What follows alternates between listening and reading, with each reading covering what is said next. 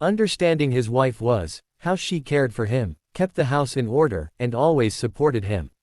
But deep inside, something else lived in him, a hunger for adventure, a craving for thrills that quiet and modest Lena could never give him. He often justified himself, "What's the harm? I still come home, I still provide for the family, I don't abandon them." He didn't see any lies in this, quite the opposite, he considered himself almost a benefactor. The family is intact, that's the main thing. If I allow myself to relax sometimes, that's my business. That evening he ended up in the bar not by accident. Victoria, a striking brunette with bold eyes and an infectious laugh, had been circling around him for a couple of weeks. She worked in the office next door, and Andre often caught her appraising glances. At first, he brushed it off with jokes, then allowed himself a coffee, then dinner. And now they were sitting in the cozy twilight of a bar, where soft jazz was playing and the wine seemed stronger than usual. Victoria looked like a woman who knew her worth, and men's. Every gesture carried a playful challenge, adjusting her hair, running her finger along the rim of her glass, staring straight at him without blinking. "So how's your marital bliss?" she asked, squinting slyly. Andre laughed, trying to sound confident. "Lena, she's quiet, calm, believes everything I tell her. Even if I come home late, she always accepts my excuses." "Really?" Victoria tilted her head. "And she never makes a scene?" "Never," he answered proudly. "I know how to handle it all." That self-assuredness was part of his nature. Andre loved to feel in control. He thought he was smarter than others, especially women. Lena was like a soft pillow to him, always there, always forgiving. Victoria was fire, danger. And then, Victoria, playing with him, said something that turned the evening upside down. "I dare you to call her right now." Andre almost dropped his glass. He felt a sting of doubt, but the thrill flared up instantly. That same childish urge from his youth surfaced, to prove he was braver than anyone. "Why?" he asked, pretending it was nothing. "I want to see how cool you really are. Since you're so proud of your little legend, show me how you handle it in real time. No prep," she teased, voice playful but challenging.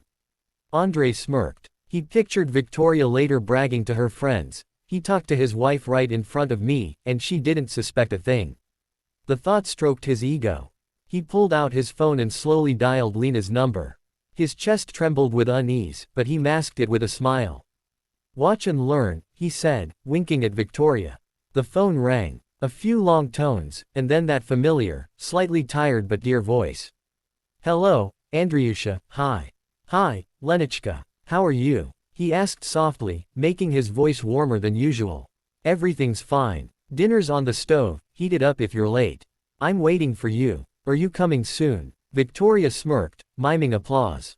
Andre, pleased with himself, leaned back in his chair. "Yes, soon. Just wrapping up some business, then I'm on my way," he answered confidently. "Uh-huh," Lena suddenly said, her tone sharpening. "And whose laugh is that in the background?" Andre froze. His smile stiffened. Victoria stifled a laugh behind her hand. "Oh, just a colleague.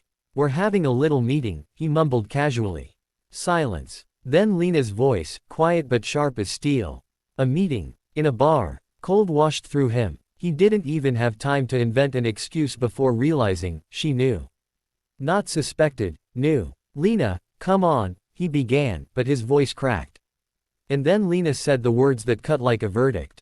"Andre, don't come home tonight. We'll talk tomorrow." Click. The line went dead. He stared at the phone screen, stunned. The whole world seemed to shrink to those short, hard words. "Bravo." Victoria laughed. "What a show. Did you see your face?" Andre looked at her. Her laughter no longer seemed enchanting, only mocking. She was savoring his defeat. "She's just mad. She'll get over it," he muttered, more to himself than to her. But inside, a terrible weight stirred. Lena had never spoken to him like that. Never given ultimatums. And now she had, firmly and calmly, as if she'd already made her choice. He tried to laugh it off, poured himself more wine, but his hands trembled. Victoria leaned closer and whispered, "Well, hero, wanted to prove your courage. Looks like you just proved you're in trouble." He waved her off, but fear not at him. The thrill was gone. For the first time, he felt the game had slipped from his control. Andrei spent the night at Victoria's. Supposedly what he wanted: passion, freedom, danger. But instead of sweet dizziness, there was only insomnia and dread. She slept peacefully turned to the wall, while he lay awake listening to the relentless ticking of her clock. Every sound amplified his anxiety. He replayed Lena's voice in his mind, calm yet cold. She had always been gentle, forgiving, smoothing things over. But yesterday she had cut him off like with a knife. She's just upset, he told himself.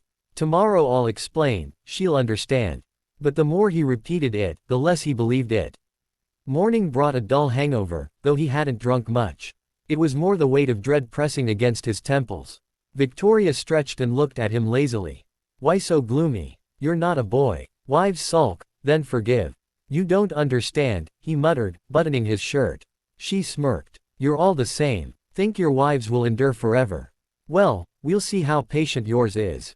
He wanted to argue but had no words. Suddenly he realized, she didn't care at all. For her, it was just a game. He left her apartment and went home. The apartment greeted him with silence. Something was different. The warm, cozy home now felt foreign. By the wardrobe, he noticed neatly packed bags. His heart sank. On the kitchen table lay a note. He devoured the words with his eyes. I knew for a long time. But I hoped you would come to your senses. Yesterday you showed me yourself. Proving something to your mistress was more important than saving our family. Keep proving it. I'm done playing. His hand shook. He read it over and over. Every word hit like a slap. I knew for a long time. That line scared him most.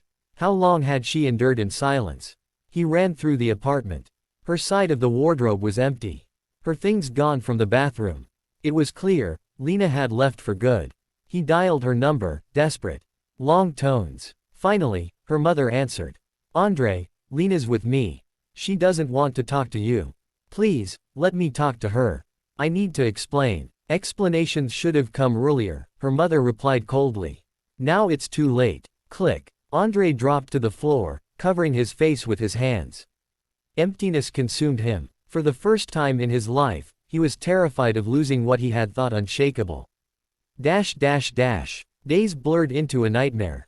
At work, he couldn't focus, snapping at colleagues. Victoria kept calling, texting, but he ignored her more and more. Her playful laugh now irritated him. What once seemed thrilling now felt cheap. One evening he went to Lena's mother's house. He stood under the windows, rang the bell, begged to be let in. Finally, Lena appeared at the window. She wore a simple sweater, no makeup, yet she looked more beautiful than ever. Her eyes were red, but her gaze steady. Lena, please, give me a chance. I made a mistake. I'll fix everything. He shouted up. She was silent. His heart ached from it. I love you, he cried. It meant nothing, nothing at all. Then she spoke, voice quiet but firm. You called me in front of your mistress to look brave. But all you showed was how pathetic you are. The window closed. Andrei stood there, fists clenched. Inside was chaos, despair, anger at himself, bitterness. He realized he hadn't just lost a wife. He'd lost trust, a home, that safe harbor he always relied on. He tried to win her back. Flowers, gifts, long messages, Lena returned them all untouched. She had cut off the past. Through mutual friends, he later learned she had started a new job, went out more with friends, smiled again, truly smiled, for the first time in a long while. And he drank alone in his empty apartment, knowing his courage had cost him everything. Victoria disappeared quickly. As soon as she sensed he was no longer the confident man she had toyed with, but a broken, desperate one, she lost interest. Her laughter rang elsewhere now. Andrei was left alone, and only then did he finally understand. His little game of being a hero had been childish, stupid, irresponsible. He had wanted to seem brave, but he had been weak. Real courage is loyalty and honesty, not phone calls in front of a mistress. Every evening he came home to the empty apartment, sat by the window, and thought of Lena. Her laughter when he first confessed his love. How she supported him when he lost his job. How she still made him dinner even when she was exhausted. Now it was all gone. And worst of all, he knew there was no way back.